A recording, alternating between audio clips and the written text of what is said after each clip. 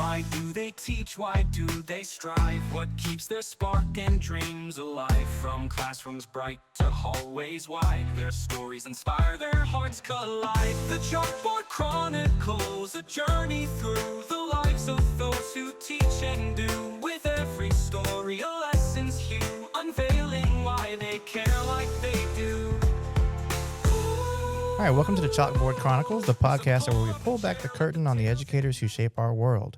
I'm your host, Leroy Steigerwalt, and each week we sit down with teachers, principals, and education leaders to hear the real stories behind the classroom, from the first spark to the defining moments that keep them going. These are the voices of education, unfiltered, unscripted, and full of heart. Let's dive in. All right, today my special guest is Miss Catherine Owens. Say hello to everybody. Hi, everybody. Miss Owens is an innovative instructional specialist here in Sumter School District. Can you tell us briefly what that is? Yeah, so I serve 6 different schools in our district, and I help the teachers utilize the technology in the best way possible to really engage the students and get them excited about what they're learning. Okay, and how long have you been doing this job? I've been in this district for 2 years. This will be my 3rd year coming up, and I did a role very similar to this in Chesterfield County for a year. Okay, and I just have to let y'all know she does a wonderful job. Okay, so before we get started with our questions, just a little curveball here. What is your favorite piece of playground equipment? Swings. What? I love a good swing. Okay, are you I jump off the swing, or are you a rule follower? No. Yeah, and I don't jump off. I just like to go back and forth. Back and forth. Do you ever do the side-to-side thing with like tandem with a friend when you were in elementary school? Probably, yeah. Yeah, where you hook legs and somebody pushes you? No. Oh, you should try it. Hook legs? Yeah, you hook legs. Okay, all right. So let's go ahead and get started. Our first part of the segment is called The Spark, and we're going to talk about what ignited your passion for innovation in education. So what inspired you to move into the field of instructional technology? Oh, that's easy. Okay, so when I first started out teaching, we loved the iPad minis. Right. So all my students were one-to-one with iPads, and I utilized that in my classroom. I taught 6th grade science. And then when the pandemic hit and we were in Chesterfield County, that county was not one-to-one. They very quickly bought all of these Chromebooks, and the teachers had to learn very fast. The students had to learn very fast. And thankfully, I was there to help kind of guide that transition. And I really found that I loved working with adults and helping support that learning. Right, so you were kind of forged by fire. Yeah. Yeah, I like it. You were thrown into it and you rose to the occasion. Yeah, I loved it. I got and you. It was my ballpark. I already knew what I was doing with the tech, and it was really invigorating to help the teachers out. Okay, well, that kind of leads into our next question is, can you remember a moment when you first realized tech could truly transform learning? When we had those iPads in Spartanburg 2, I've kind of hopped around the state and gone in different districts with my husband as he's promoted. But when we were in Spartanburg 2, we had the one-to-one devices with iPads. We did a lot of photos out in the yard, like at the school playground area, and then we would draw on top of that. So I already had them creating their own pictures. I'd print those off and put them in the hallway. Just seeing that there's so many things they can do at their fingertips that are not really conceivable on paper. We did videos with the iPads when Flip was a big thing. It was called Flipgrid then. Yeah, there's so much you can do, and it's exciting. Yeah, I definitely think it's exciting. The thing that I like watching students do is, like you were saying, the creation part of things, watching them be able to build things. And technology is changing so fast that there's things that we can do now that we couldn't even have done a year ago. Right, especially with AI. Right. I know we talk about AI song, like your great intro song. Well, thank you, yeah. And then you've got AI images. That's my favorite thing to do with teachers and students right now. Yeah, my next project is working on taking a podcast like this and applying it to avatars can use. So maybe we can do a video where there is an avatar of your choice, an avatar, yeah. And but I want the video to cut back and forth between them. So that's going to be a big and they're project. talking. Yeah, they're talking. So it's going to be synced with their lips. Ooh. Yeah. All right. So speaking of tech, were you a techie student growing up? Yes. Yeah, and I was a little bit of a know-it-all in some cases. In fact, I remember an incident. Wait, you were a little bit of a know-it-all? I was a little bit of a know-it-all. Okay. Yes. All right. I wasn't like obnoxious about it, Right. but occasionally I'd be like, So in 4th grade, I remember my teacher passing out papers, and he was passing them out, one by one. I was like, why don't you just pass them out like at the top of the row? And he's like, okay, teach. Yeah. So that was immediate. I was like, oh, okay, well, I'll take it. Kind of bossy, huh? Yeah. I like Well, it. it's also the older sibling in me. I got Older you. sibling, Enneagram type 3. It's just we kind of see things and we know pretty well. Okay. How many siblings do you have? I have 2 brothers and 2 sisters. Okay. All right. You get to see them very often? They're kind of spread all over. My 2 sisters are close in Columbia. Okay. Yeah. So those 2 sisters are close to each other, but the rest of y'all don't talk? Is that what you mean? No, we're all close, but they're like close in spread. geography. Yes. In geography, they're like spread out. Yeah, I knew that's what you meant. I just had to pull that out of you there for a second. Yeah. So let's talk about some defining moments in your career and your life here for a second. Okay. Tell me about a breakthrough moment when you saw teachers or students light up from using a tool that you introduced. Okay, well, let's talk about a more recent one. So probably the virtual reality headsets. Okay, right. Those MetaQuest 2s? Yes, we got 120 of them for Sumter School District, and we have them for all the high schools. We have 20 for each high school. We've got 20 for SASE, 20 for the cybersecurity, 20 for the STEM RV, and bringing those out to the schools and seeing the kids light up with that, because we had Mark Gebhardt's, his class, English 3 honors, finished reading The Great Gatsby, and as a celebratory, like, great job, students, he invited me in, and we did a fun activity where it was a Great Gatsby escape room. And the kids got to put the VR headsets on, and even just hearing them go, whoa, this is so cool. I can look all around, and I'm picking up the egg. I'm holding the key. And it's fun. They get excited. Yeah, there is something about the engagement level in virtual reality because it's through the roof. Yeah. And we were doing it in the hallway too. So there were kids coming from class to go to lunch. And I mean, these were kids all up in the hallway saying, I'll pay you $5. Let me on. Let me do it. What class is this? And, you know, we can do this with kids, not just honor kids, but every single class can have a chance at using these virtual reality headsets. Right. I like it. And how much money did you make that day? None. Darn. I know. Yeah, so sad. I should have taken advantage. Should have. So the next question I think we've already answered, and it's what's a project you're most proud of? I know you're proud of finding those headsets and the grants for us, and we really appreciate giving us that information here in the district because I wouldn't have as many headsets as I do. But is there another project that you're proud of that you've either done or might be working on here in the future? Yeah, I love the AI stuff right now. I think that's where I'm kind of turning more towards. I definitely want to get some more VR sessions going this year coming up. But the AI imaging, there's so much I think more we can do with it, with character analysis in English classes, especially when they finish reading a novel. But I think it can be used in even like science classes. I think there's so much more we haven't tapped into yet that can get the kids excited and really engaged in their content. Yeah, and I think that AI is also going to help teachers understand exactly what a standard might mean or how to implement it. You said a character analysis. It made me go back to earlier in my teaching career. We were doing character sketches in my classroom, and I drew a sketch on the board of a stick figure person, and what the person in the book thought about, I put on their head, and then we had to tell 4 traits about the person, and then little did I know that is not a character sketch at all. You don't draw anything when you do a character sketch. So I think if I'd had AI, maybe I could have spent a little bit more time. It was a cute project, but it definitely was not what we were supposed to be doing that day. So that kind of leads me into my next question is, have you ever hit a wall with implementing tech, and how did you get past it? I think there's just so many loopholes that you kind of have to work your way through when something is so new. You know, I get so excited right away, especially with the AI stuff coming out. You have to make sure that all of that stuff is compliant. Yeah. And that's sometimes takes a minute to make sure that, our kids' data is not being just spread out all over the world. The red tape of education. Yeah. I mean, you're ready to run with it, but you've got to be super smart about what you're doing with the kids. Yes. Yeah. Because a lot of those things are collecting information we don't even know about. So we got to check that out. So let's move on to our third segment, Beyond the Bell.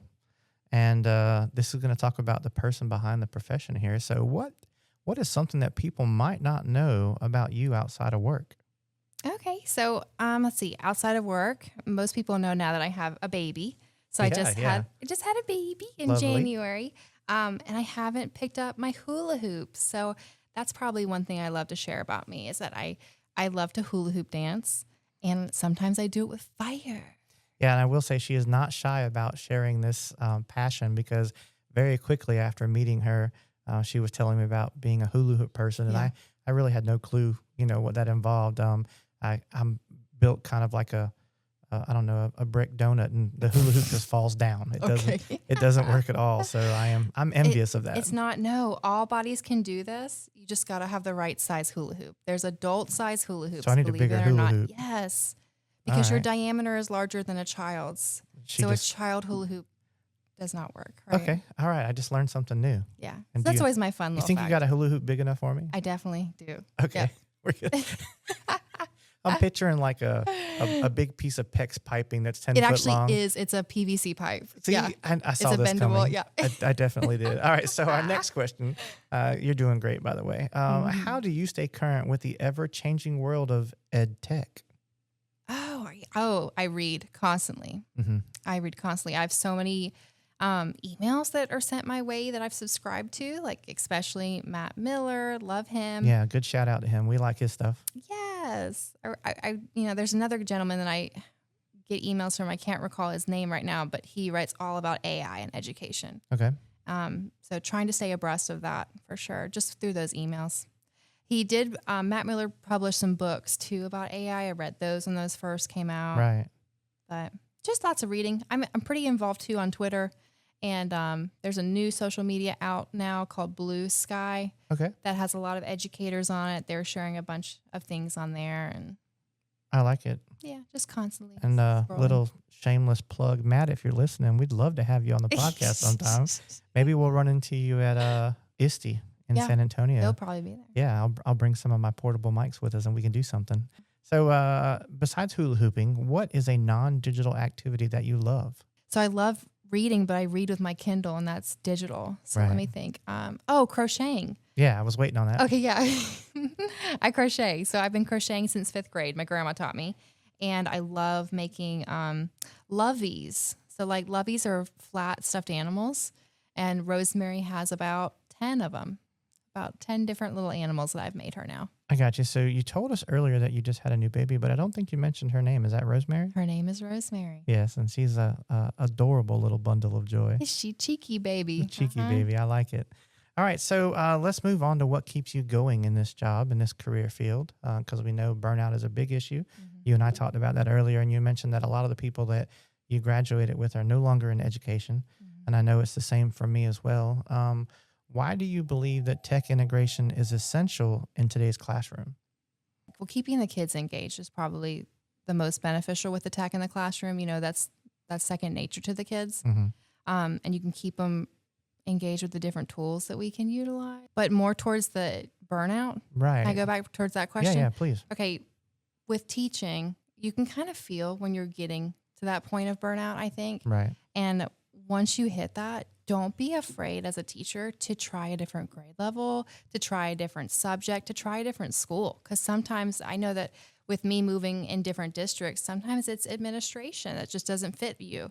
Sometimes it's the grade level. There's a better grade level that might work with your personality. Don't be afraid to go out and try those different subjects and grade level areas just to get another fresh start somewhere. Yeah, I think there's something to be said about the fear of change. You know, and a lot of times whenever we get past that, we find that we blossom and bloom in new areas. So that's good advice. I like it.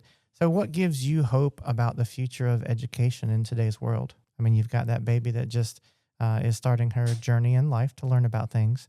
So, you know, what gives you hope for education for her? I guess that whenever you're out in the schools and you get to still see those veteran teachers that are hanging in there and still enjoying what they do. Right. That's pretty hopeful. Yes. Because there are people that are just flying and leaving education real quick. Right. But the fact that those veterans are still hanging in, even with all the craziness of the pandemics, they still care for those babies and they still make those relationships with those kids. Right. And they know that that's like the real point is those children. Right. I've always said that I never wanted to be a teacher that was collecting a paycheck, you know? And so, having the opportunity to go into these schools in Sumter and see all these educators. And like you said, that, you know, you might have somebody who's been in education for 32 years and is still killing it, just loves their job every day. And that is an inspiration for me as well. So thanks for sharing that. Let's talk about tech and being overwhelmed by tech, because I know you deal with teachers and helping them get through this. So what's one piece of advice that you could give new teachers who are overwhelmed by all this tech they walk into? Oh, yeah. Well, you don't have to use it all the time. Don't be afraid to Ooh, go back to the great. basics. Right. It's totally fine, especially if the kids can't handle the tech or they're misusing the tech. Don't be afraid to take the Chromebook away from the student. They don't have to have that Chromebook in front of their face open 24/7. Right. It's good to get them hands-on creating, even with just color pencils. Go back to basics. Yeah, we did a little coloring earlier today just for A little brain break. little brain break. It was great. At first, I thought it was kind of childish and silly, but 30 seconds in, it was nice just to focus on that pencil on that line and color for a second and let the world fade away. Just to take a quick 5-minute break. Yep. Yeah, that was really enjoyable. So we're going to wrap up here. Who is another educator or innovator that you think we should feature on the podcast? I think Aaron Johnson should get on the podcast. Okay, I like it. And what's your reason for requesting him? Oh, I think Aaron does some great things in Sumter School District. I would agree. And he has a cool background too. He definitely does, and he's a character. Hopefully we can bring a little bit of his personality into the program. Oh, yeah. I like it. Where can listeners learn more about your work? Oh, yeah. Let me do some plugs. Yes, please. Let me plug my social medias. Okay, I'm on X, which is Twitter, right? I still call it Twitter, but X, under Catherine Innovate. So my first name is Catherine, but instead of the INE at the end, put Innovate. So Catherine Innovate. I like it. Little play on words there. Yeah, so that's on Twitter and it's on Blue Sky. You can find me on both. Okay. And is there anyone out there that you want to give a quick shout out to before we end the program today? You want to say hi to anybody out there in cyber world? Sure. Hi, everybody in cyber world. Hi, my honey husband, Mark Owens, and my little girl, Rosemary, and my mom and my dad. I was going to say, you better not forget them. Yeah. Well, listen, thanks for being on here today. I know it was last minute, but you did great. And I'm looking forward to the wonderful things that you're going to do for our district. And thank you for what you're doing for education. And I look forward to having you back on in the future. Thank you. Now let's jam out to your new AI song. Yeah, let's cue that outro. Goodbye. Inspire their hearts collide. The Chalkboard Chronicles, a journey through the lives of those who teach and do. With every story, a lesson's hue, unveiling why they care like they do. Ooh. So pull up a chair, let the tales ignite. Discover the reasons they work day and night. Welcome to the Chalkboard Chronicles tonight, where education's heroes share their life.